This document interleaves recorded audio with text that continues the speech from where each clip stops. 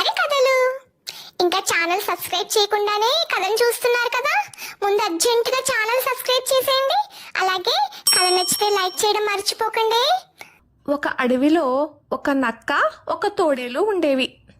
అవి ఒకరోజు ఆహారం కోసం అడవి నుండి దగ్గరున్న గ్రామానికి వచ్చాయి. అవి దొంగతనంగా ఒక ఇంట్లోకి చొరబడి కడుపు నిండా తిన్నాయి. బాగా తినడంతో వాటికి నడవాలంటే మహాబద్ధకంగా అనిపించింది. అప్పుడే వాటికి ఆ ఊరి చివరన బండితో పాటు ఉన్న ఒక ఎద్దు కనిపించింది. అప్పుడు తోడేలు నక్కతో, ఎంచెక్క ఆ బండి మీద ఎక్కి అడవికి పోతే ఎంత బాగుంటుందో కదా అని అంటుంది.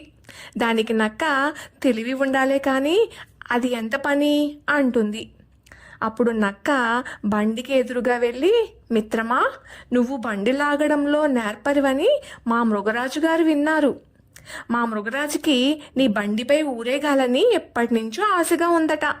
నువ్వు సింహం కోరిక తీర్చావంటే మా మృగరాజు నిన్ను వెంటనే అడవికి మంత్రిని చేస్తారు అని అబద్ధాన్ని ఎంతో అందంగా ఎద్దుతో చెబుతుంది నక్క. దానికి ఎద్దు, ఆహా, మంత్రి అయితే హాయిగా దర్జాగా బతకొచ్చు అనుకుని సరే అంటుంది. వెనక నుంచి నక్క తోడేలు వెంటనే బండి ఎక్కి, పద మృగరాజు గుహకు దారి చూపిస్తాం అని అంటాయి.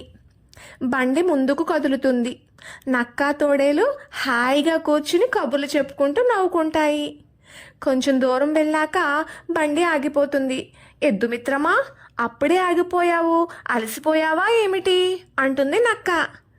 అలవాటు కొద్దీ ఆగాను అని అంటుంది ఎద్దు. ఇలా 4-5 చోట్ల బండి ఆగిపోవడంతో తోడేలు విసుక్కుంటూ ఎద్దును దబాయిస్తుంది. గట్టిగా అడిగిన ప్రతిసారి అలవాట్లో పొరపాటు అంటూ సమాధానమిస్తుంది ఎద్దు. ఇంతలో మృగరాజు గుహ రావడంతో నక్క తోడేలు బండి దిగుతాయి. జయం జయం మహారాజా, మీ గురించి వాహనాన్ని సిద్ధం చేశాము. మీరు అలా బండి మీద ఊరేగుతూ జంతువుల యోగక్షేమాలు తెలుసుకోవడానికే ఏర్పాటు చేశాము అంటూ చెబుతాయి నక్క తోడేలు. వాహనమా అని ఆశ్చర్యంగా అడుగుతుంది సింహం. నిజమే, రండి అంటూ గుహ నుండి సింహాన్ని బయటికి తీసుకువస్తాయి. మృగరాజు ఒంటెద్దు బండిని చూసి సంతోషం వ్యక్తం చేస్తుంది. మృగరాజా, మా నజరానా గురించి ఆలోచించండి అని ఆశగా అడుగుతుంది నక్క. నేను ఈ బండిపై తిరిగి వస్తాను, అంతవరకు ఇక్కడే ఉండండి, అప్పుడు చూద్దాంలే అని సింహం అంటుంది. మరి నా మంత్రి పదవి అని అడుగుతుంది ఎద్దు అమాయకంగా. సింహానికి అర్థం కాక, నీకెందుకు మంత్రి పదవి అని ఎద్దును ప్రశ్నిస్తుంది. ప్రభు, అలా మభ్యపడితే కానీ ఈ ఎద్దు మీ దగ్గరికి రాలేదు అంటూ ఫిర్యాదు చేస్తుంది నక్క. ఎద్దు కంగు తింటుంది. అంతే, బండి కదులుతుంది. కొంత దూరం వెళ్ళాక బండి ఆగిపోతుంది. అక్కడ మృగరాజుకు మూలుగుతున్న శబ్దాలు వినిపిస్తే ఎవరు అని బండి మీద నుంచి అడుగుతుంది మృగరాజు. అప్పుడే ఒక ఎలుగుబంటి, ఒక కోతి జ్వరంతో మూలుగుతూ కనిపిస్తాయి. వెంటనే మృగరాజు తమ అనారోగ్య సమస్యల గురించి చెబుతాయి. అయ్యో, కొద్దిసేపట్లో ఏనుగు వైద్యుణ్ణి మీ దగ్గరికి పంపిస్తాను అని హామీ ఇస్తుంది సింహం. మళ్ళీ బండి ముందుకు కదులుతుంది. ఇలా 4-5 చోట్ల బండి ఆగిపోవడం, అనారోగ్యంతో బాధపడే జంతువులు కనిపించడం మృగరాజుకు ఆశ్చర్యాన్ని కలుగజేస్తాయి. చివరికి బండిని గుహవైపు కదిలిస్తుంది మృగరాజు. మృగరాజు గుహకు చేరుకునేసరికి నక్క తోడేలు ఆశగా ఎదురు చూస్తూ ఉంటాయి.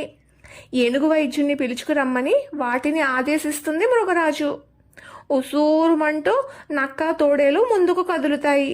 కొద్దిసేపు అయ్యాక ఏనుగుని వెంట పెట్టుకుని అక్కడికి వస్తాయి నక్క తోడేలు. మృగరాజు ఏనుగు వైద్యుణ్ణి పలకరించి, ఏమి చిత్రమో కానీ ఈ ఎద్దు ఆగిన చోట జ్వరబాధితులు కనిపిస్తున్నారు అని అంటుంది సింహం. ఏనుగు మిత్రమా, ఈ బండిని నువ్వు అనుకరించి వాటికి వైద్య సేవలు అందించు అంటుంది మృగరాజు. సరే అని బండితో పాటు కదులుతుంది ఏనుగు. సాయంత్రం వరకు బండితో తిరిగిన ఏనుగు గుహ దగ్గరకు వచ్చి మృగరాజును కలుస్తుంది. రోగులను కనిపెట్టే విషయంలో ఎద్దుది నిజమైన గొప్పతనమని నువ్వు ఒప్పుకుంటావా అని ఏనుగును అడుగుతుంది మృగరాజు. నిజమే మృగరాజా, ఇది సామాన్యమైన ఎద్దు కాదు. గ్రామాల్లో చెత్త చెదారాన్ని మోసుకుపోయే బండిని లాగేది. ఆ అలవాటు కొద్దీ చెత్త ఎక్కడుంటే అక్కడ ఆగిపోతుంది. చెత్త చెదారం ఉన్న చోట ఈగలు దోమలు పెరిగిపోతాయి. అవి జ్వరాల వ్యాప్తికి కారణమవుతాయి. అందువల్లే ఈ ఎద్దు ఆగిన చోట్లల్లా బాధితులు కనిపిస్తున్నారు అని వివరంగా చెబుతుంది ఏనుగు. ఈ ఎద్దు అలవాట్లో పొరపాటు అంటుంటే ఏదో అనుకున్నాం, ఇదా అసలు కారణం అంటూ అక్కడే ఉన్న నక్క తోడేళ్లు నోరెళ్లబడతాయి. అప్పుడు మృగరాజు, ఈ ఎద్దును ఆరోగ్య పరిరక్షణ మంత్రిగా నియమిస్తున్నాను. నక్క తోడేలు ఈ బండితో పాటు కదిలి ఎద్దు ఆగిన చోట్లల్లా కనిపించే చెత్తా చెదారాలను ఎత్తాలి అని ఆజ్ఞాపిస్తుంది మృగరాజు. చేసేదేం లేక ఉసూరుమంటూ ఎద్దుబండితో పాటు ముందుకు కదులుతాయి నక్క తోడేలు. చూసారా కథను? ఏం తెలుసుకున్నాం? నక్క తోడేలు తమకున్న తెలివిని మంచి మార్గంలో కాకుండా మోసం చేయడంలో ఉపయోగించాయి. కానీ వారి మోసాన్ని గుర్తించిన మృగరాజు వారికి తగిన గుణపాఠం చెప్పింది. కాబట్టి తెలివిని మంచి పనులకు ఉపయోగించాలి, ఎదుటివారిని మోసం చేయడానికి కాదు. సరే, ఇంకొక మంచి కథతో మీ ముందుకు వస్తాను. అంతవరకు సెలవు.